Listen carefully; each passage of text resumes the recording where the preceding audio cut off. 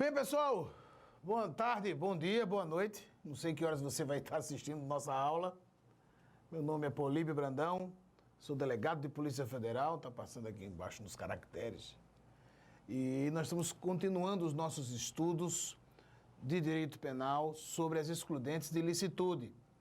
Especialmente uma que cai muito em prova, cai mais do que o Neymar, que é a legítima defesa. A legítima defesa e o estado de necessidade, que a gente estudou primeiro, são as excludentes de ilicitude que mais caem na prova, tá? E elas têm similitudes, algumas semelhanças, elas têm mais diferenças do que semelhanças. Mas o examinador tem o objetivo, deixa eu arrumar essa gola aqui, o examinador tem o objetivo de confundir e traz alguns elementos e que nessa hora a gente vai resolver aqui com vocês. Vamos falar especificamente sobre a legítima defesa e, ao final, ver as diferenças entre a legítima defesa e o estado de necessidade e responder algumas questões no final para a gente fixar esse conteúdo novo, né? Falando sobre excludentes de ilicitude. Vale a pena a gente lembrar que as excludentes de ilicitude, pessoal, elas excluem o crime, né? Como dissemos lá na primeira aula. Lembrem-se que o crime tem 3 elementos, né? Coloquei 4 aqui, mas são 3. 3 elementos. Crime é fato típico, a gente já estudou isso. É fato ilícito e é fato culpável, por um agente culpável. Nós estamos agora na ilicitude, no segundo elemento do crime, tá? Que é a contrariedade ao direito. E nós estamos estudando aquelas hipóteses que excluem a ilicitude, ou seja, transformam um ato em ilícito. Claro, se eu excluir a ilicitude, eu tenho, no dizer do professor Nelson Hungria, uma licitude. É lícito matar alguém em legítima defesa, por exemplo. Lícito, perfeitamente lícito, tá? Essa discussão é bastante interessante. Vamos ao estudo da legítima defesa no nosso slide. Vamos lá para o slide. Está aqui, um exemplo clássico de legítima defesa. Né? Nós temos um rapaz agredindo injustamente, né, essa jovem que desfere uma cotovelada, né? Um contra-ataque. Lembre-se, legítima defesa é contra-ataque. É o que a lei chama de repelir injusta agressão. Nós vamos estudar todos esses elementos, tá? Igual como fizemos no estado de necessidade. Mas lembre-se, legítima defesa é contra-ataque. Eu fui atacado injustamente aqui, ó. Ele vai segurar a jovem e a jovem, num contra-ataque, lhe dá uma cotovelada. Conta pra gente, se essa cotovelada causar uma lesão corporal nesse rapaz, nesse jovem, deslocar o queixo dele, por exemplo, ela vai responder pela lesão corporal? Obviamente que não. Porque ela estará cobertada pelo Instituto da Legítima Defesa. Lembrando, cai muito em prova, cai mais do que o Neymar Júnior, viu? Não tenha dúvida disso. Vamos voltar para o slide. É a segunda cláusula, né, excludente de ilicitude, prevista no artigo 23, inciso 2, e ela está conceituada no Código Penal, tá? Lembrem-se, o Código Penal só traz conceitos de estado de necessidade, que a gente já viu, e legítima defesa no artigo 25. Está aqui o conceito. Entende-se em legítima defesa quem, usando moderadamente dos meios necessários, repele injusta agressão, atual ou iminente, a direito seu ou de outrem. Tá? Essa é a definição legal de legítima defesa no artigo 25 do Código Penal Brasileiro. Esta é a definição vamos dizer, jurídica, legal, gramatical do Instituto da Legítima Defesa. Nós vamos estudar todos esses elementos, porque, naturalmente, se faltar qualquer um deles, eu não terei o Instituto da Legítima Defesa. Eu preciso ter todos esses elementos descritos na conduta para excluir a ilicitude do fato, perfeito? Então, vejam só, eu tenho, como vocês sabem, em todas as excludentes de ilicitude, eu tenho requisitos objetivos que precisam ser implementados, estão todos aqui, para que a ação seja considerada de legítima defesa. Perfeito? Se faltar um deles, não haverá legítima defesa. Primeiro elemento objetivo é a reação a uma agressão humana. Olha a pedra, corta pra gente. Apenas agressões humanas podem ser objeto de legítima defesa. Perfeito? Então, imagine você estar numa praça, um pitbull, sem coleira, vai em sua direção, você, por acaso, está armado, tira sua arma, saca sua arma, dispara contra aquele cão que vinha em sua direção com o objetivo de atacá-lo. Por acaso você vai responder, por exemplo, por crime ambiental ou por imaginar um dano ao patrimônio? Imagine que aquele cão fosse um cão extremamente premiado, campeão, você vai responder por algum crime? Não. Haverá legítima defesa aí? Nesse exemplo simples que eu dei? Não. Você está em estado de necessidade. Uma situação de perigo, tá? Diferentemente, olha só, e isso já caiu em concurso, tá? Isso é uma pedra de concurso. Diferentemente, se alguém tivesse no controle da ação daquele cão e usasse o cão como um meio para atingi-lo. Por exemplo, eu sou o dono do pitbull, eu controlo, né, todos os comandos, ele é adestrado. Eu vejo um inimigo meu, eu disse, eita, agora é a hora, né? Olho para ele, dou o comando, vai, pega. O cão vai lá e você o atinge e fere mortalmente aquele cão. Nesse caso, a pessoa, né, a vítima nessa ação minha, estará em legítima defesa. Porque existe uma ação humana atrás do ataque daquele cão bravio, tá? Então lembrem-se, primeiro elemento objetivo, reação a uma agressão humana. Vamos para o slide. Segundo elemento objetivo, essa agressão precisa ser injusta. Ou seja, a agressão precisa ser ilícita. Tá? E aí eu tenho outra pedra que sempre cai em concurso. Veja só, ilícito não quer dizer ilícito penal, tá? Corta para mim. Ilícito quer dizer contrário ao direito. Imagine, por exemplo, que um inimputável, um louco, está vindo lhe agredir. Você,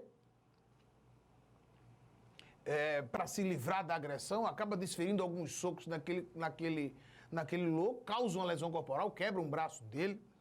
Você vai estar em estado de necessidade, porque é uma situação de perigo, considerando que é um louco de todo gênero, né?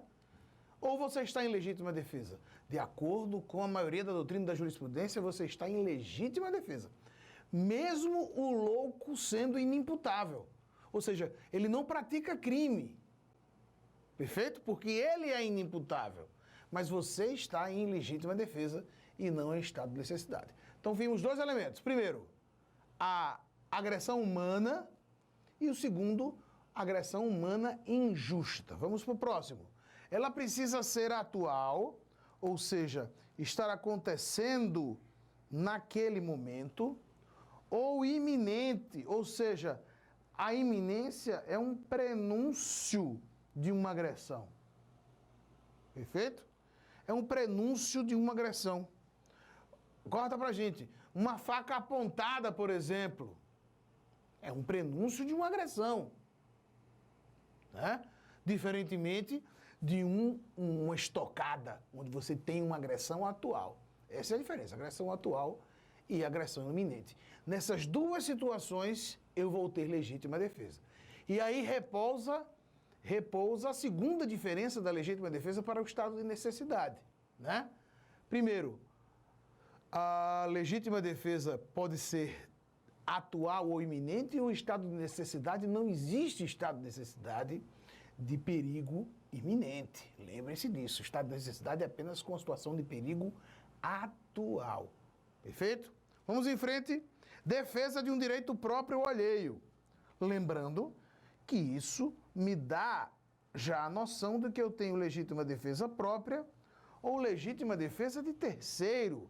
Eu posso aqui, num ato de legítima defesa, defender um filho meu que está sendo perseguido por um cão, por exemplo. Um filho, né? Pode ser a minha mãe. Eu posso ter a legítima defesa de terceira pessoa também. E este elemento é importantíssimo, este último objetivo que está aqui, nesta página. Repulsa com os meios necessários. Percebam, pessoal, existe sempre essa discussão, corta pra gente em prova de concurso. Eu vi até tem uns professores machões aí, né? Uns caras foda, que eu tiver uma bazuca, eu dou uma bazucada no cara. Imagine, você tá, né? E o exemplo clássico que você está, né? Você está progredindo, você é policial, né? Aqui estou dando aula para futuros policiais.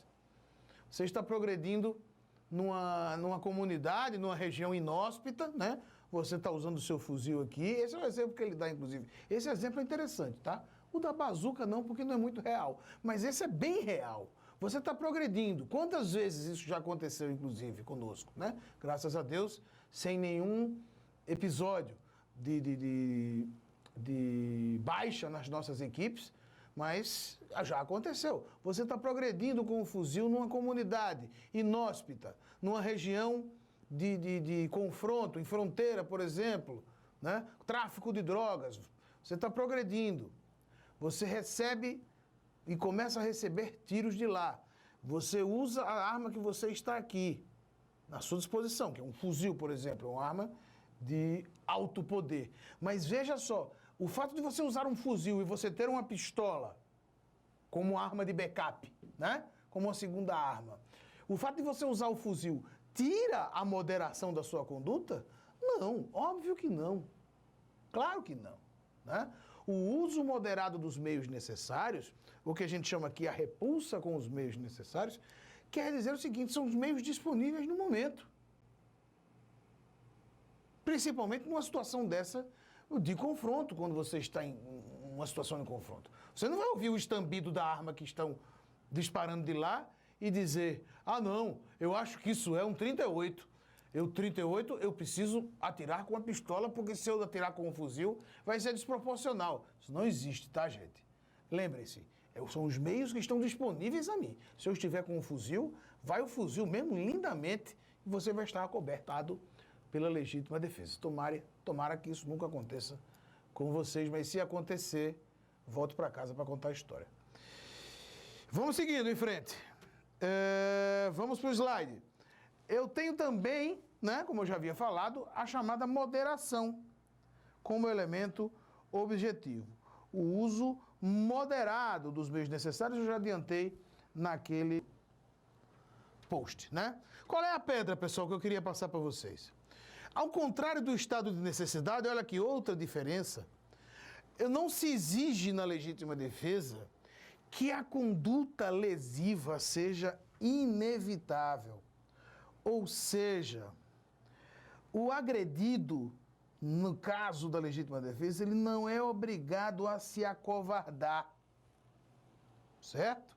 Todavia, lembrem-se que a doutrina aponta que é recomendável o chamado cômodos dissessos, na hipótese de agressão por inimputáveis. Evitar a reação seria o mais correto, tá? O que é que isso quer dizer, pessoal? Lembre-se, uso moderado dos meios necessários. Mas como eu estou sofrendo uma agressão injusta, a lei me permite não me acovardar. A lei me permite a enfrentar essa agressão injusta. Agora, a necessidade do chamado cômodos dissessos, né? Quando eu estou tratando, por exemplo, de uma agressão de inimputável. Eu tenho um inimputável, está com um pedaço de pau. Ele, batendo no vidro do meu carro, quebrou o para-brisa, vem para cima de mim. Eu estou armado. Eu tenho que avaliar muito bem, e para ter a relação que eu estou na legítima defesa, se eu preciso disparar a minha arma para cessar aquela agressão. Né? Óbvio que ninguém levar uma paulada na cabeça, você pode morrer, você pode virar óbito ou ter outras sequelas que são bem graves.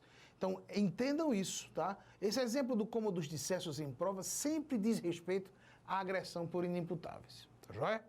E o último elemento, que é um elemento subjetivo, vamos lá para o slide, é o que a gente já chamou de conhecimento da situação justificante. A pessoa precisa saber que está em legítima defesa. Lembrando que não há necessidade, naturalmente, de conhecimento jurídico, tá? Você não vai ter que avaliar de forma jurídica. Ah, meu Deus, será que eu estou em legítima defesa? Não. A situação real vai lhe dar a relação de legítima defesa. Joia? Seguindo em frente, alguns elementos importantes. Erro de execução na legítima defesa. Qual é a pedra? Pode acontecer de você, ao se defender da agressão, você atingir pessoa diversa da pessoa do agressor. Para essa situação, eu tenho 3 correntes, tá? Para a corrente do professor Nelson Hungria, não há legítima defesa. Será aplicada a regra do erro na execução, né? E o agente nem responderá se o erro for excusável. Eu tenho uma segunda corrente do professor Aníbal Bruno, que diz que o erro na execução da legítima defesa é estado de necessidade. E a terceira corrente, que é, olha a pedra aqui, ó, é a corrente do SESP, do SEBRASP. A terceira corrente do professor Magalhães Noronha diz que é legítima defesa, devendo se aplicar a regra do erro de execução. Ou seja, considera-se que o fato foi praticado contra o agressor. Corta pra gente. Essa é a norma, tá? Percebam a importância de vocês terem essa melhor preparação, né? Passei aqui 3 correntes para vocês.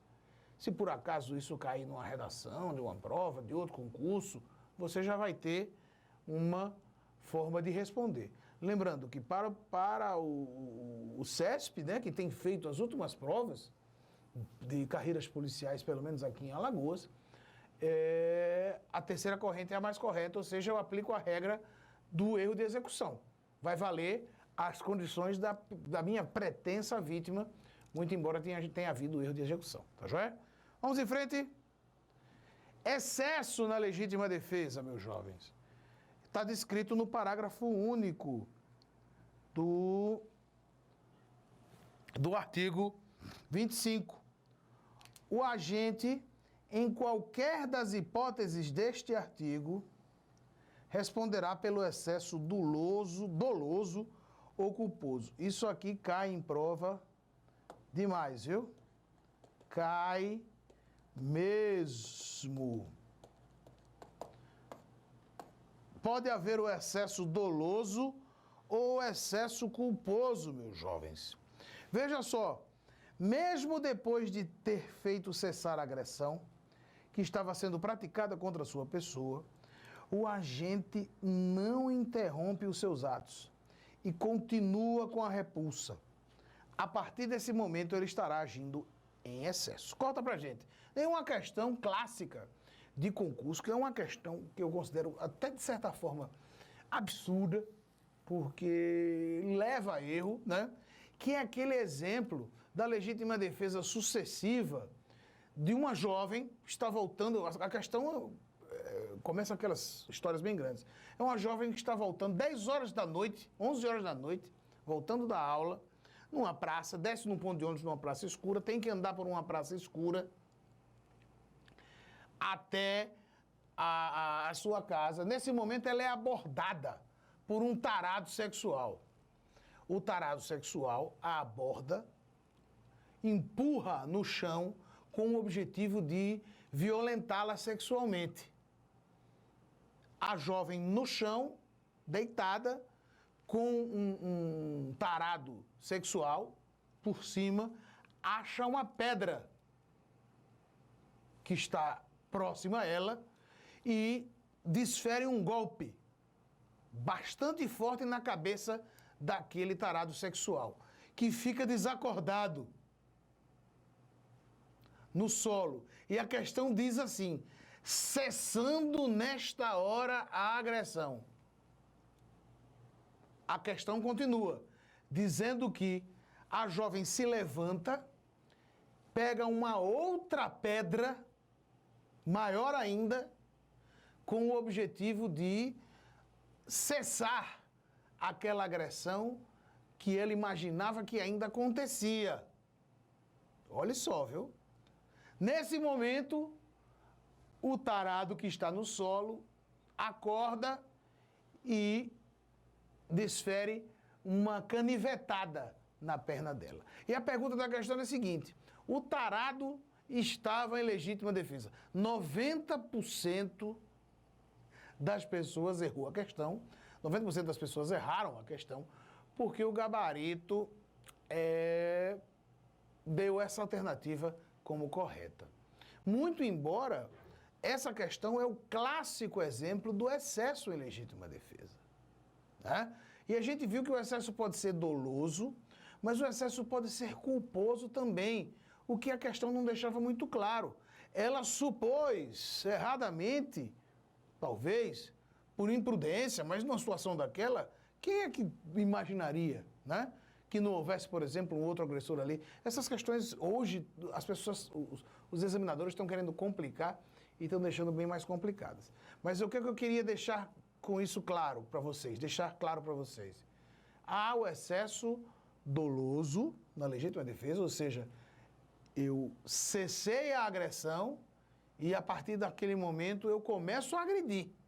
A partir do momento que cessou a agressão, eu consegui com a minha reação cessar a agressão, tudo que acontecer depois é excesso.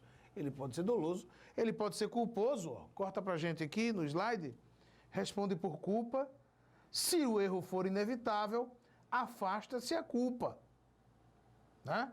Claro que essa questão que eu falei para vocês aí do tarado seria uma hipótese de erro inevitável. E o erro também pode ser exculpante, que deriva do medo ou susto, tá?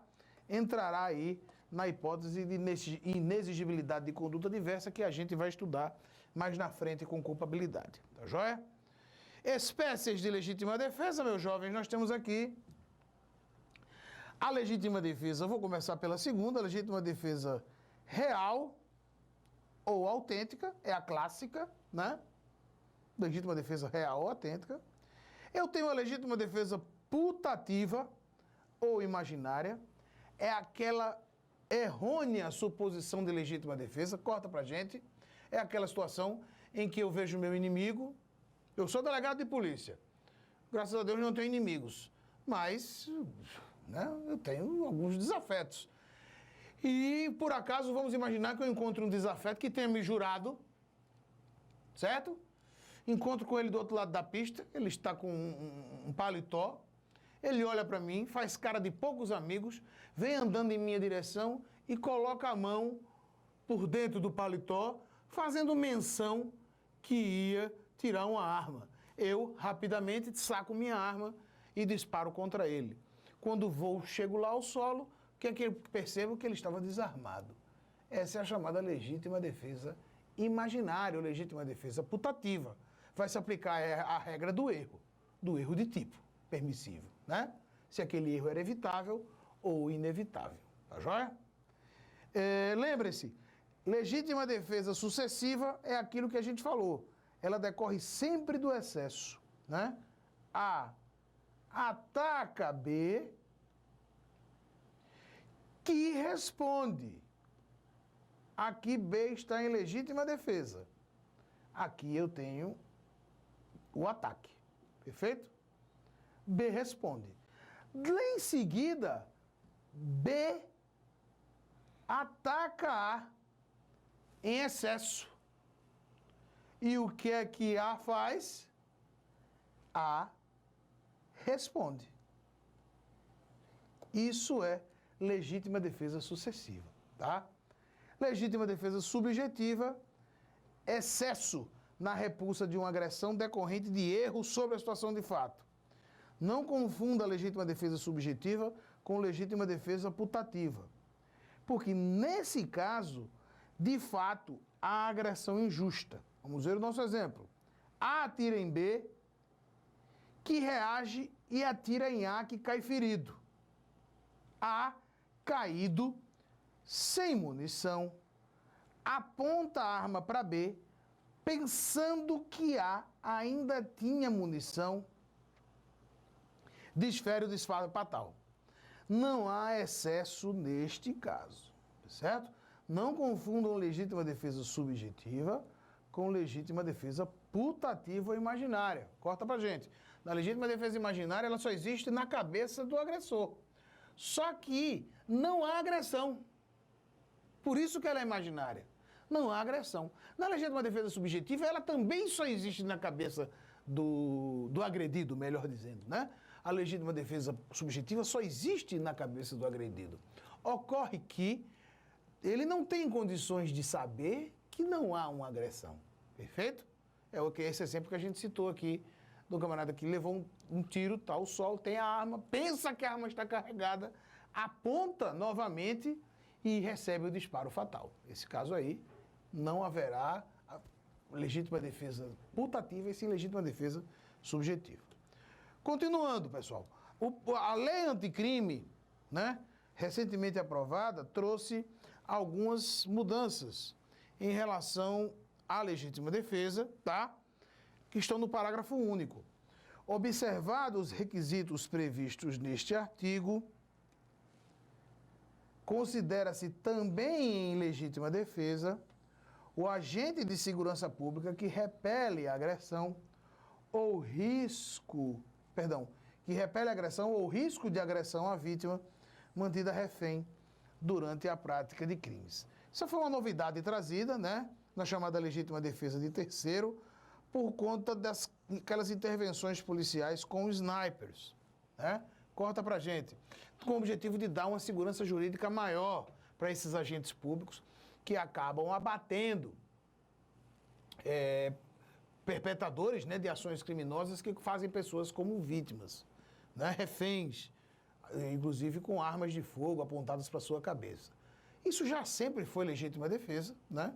Apenas a lei asseverou que tal fato está configurado como legítima defesa. Apenas para isso, mas para mim não havia necessidade porque já está clássico definido legítima defesa pelos requisitos legais. Tá joia?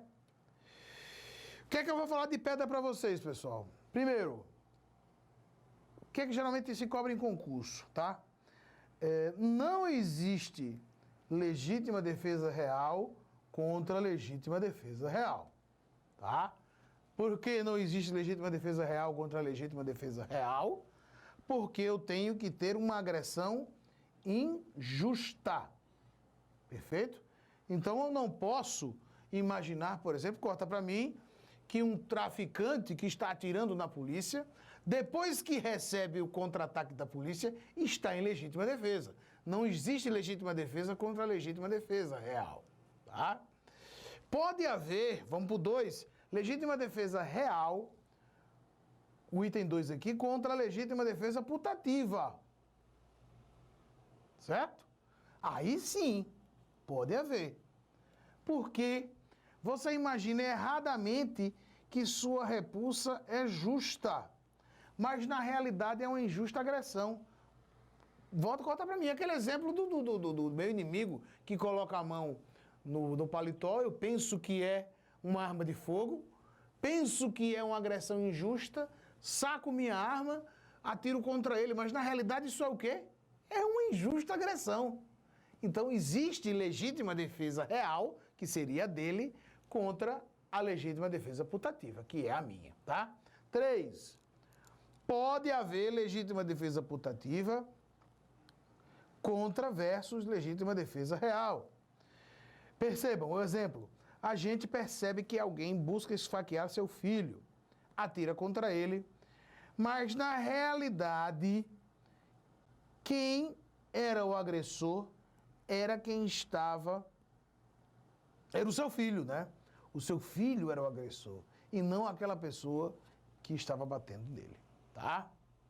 Pode haver legítimas defesas putativas recíprocas, por exemplo, 2 inimigos, mão no bolso e mão no bolso.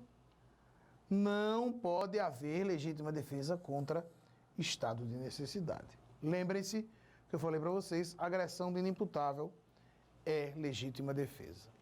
E aqui aquele quadrozinho que a gente fala no final, né? Legítima defesa e estado de necessidade. A diferença entre os dois institutos, tá? Na legítima defesa, eu tenho repulsa ao ataque, eu tenho o direito sofrendo uma agressão atual ou iminente, conduta humana somente contra o agressor e uma agressão injusta. No estado de necessidade, eu não tenho repulsa a ataque, eu tenho 2 bens jurídicos que estão correndo perigo, expostos a perigo, né? A conduta pode ser ou não humana, lembrem-se do exemplo do cachorro na praça, do pitbull. Eu posso dirigir a minha conduta contra o terceiro inocente no estado de necessidade, na legítima defesa, não. E a agressão no estado de necessidade não precisa ser injusta, tá? Não há essa necessidade. Vamos lá, questões para a gente resolver rapidinho. Tem uma historinha aí na Sempre, tá? A questão do CESP.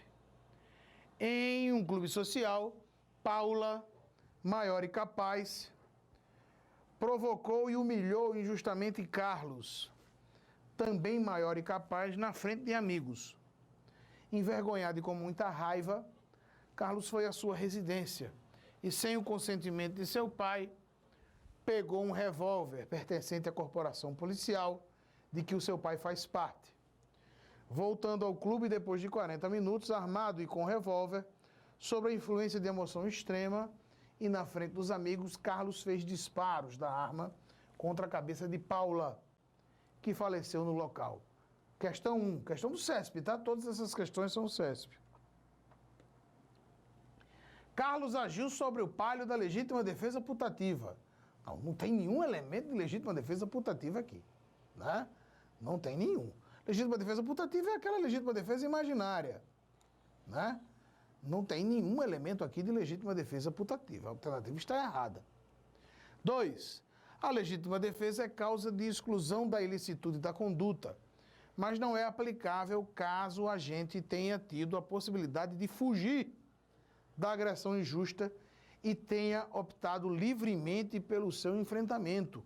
Outra questão que está errada. Lembrem-se, na legítima defesa não há o direito de fugir. Quer dizer, não há essa necessidade. A lei não obriga ninguém a fugir da agressão injusta. Você tem o direito de enfrentá-la, perfeito? Usando naturalmente e moderadamente os meios necessários. 3. Henrique é dono de um cão feroz de guarda, puro de origem, premiado em vários concursos, que vive trancado dentro de casa. Em determinado dia, esse cão escapou da coleira, pulou a cerca do jardim da casa de Henrique e atacou Lucas, um menino que brincava na calçada. Ato contínuo, José, tio de Lucas, como única forma de salvar a criança, matou o cão. Nessa situação hipotética, José agiu em legítima defesa de terceiro. Lembram daquele exemplo que a gente deu do cão? Esse cão escapou da coleira. Não há nenhuma ação humana por trás do ataque desse cachorro. Então, eu não estou falando em legítima defesa. Está errado essa questão. Eu estou falando, sim, em estado de necessidade. Tá joia? Corta pra gente. Terminamos essa aula. Vamos continuar os próximos estudos com a ilicitude, tá? Um forte abraço e até a próxima. Tchau, tchau.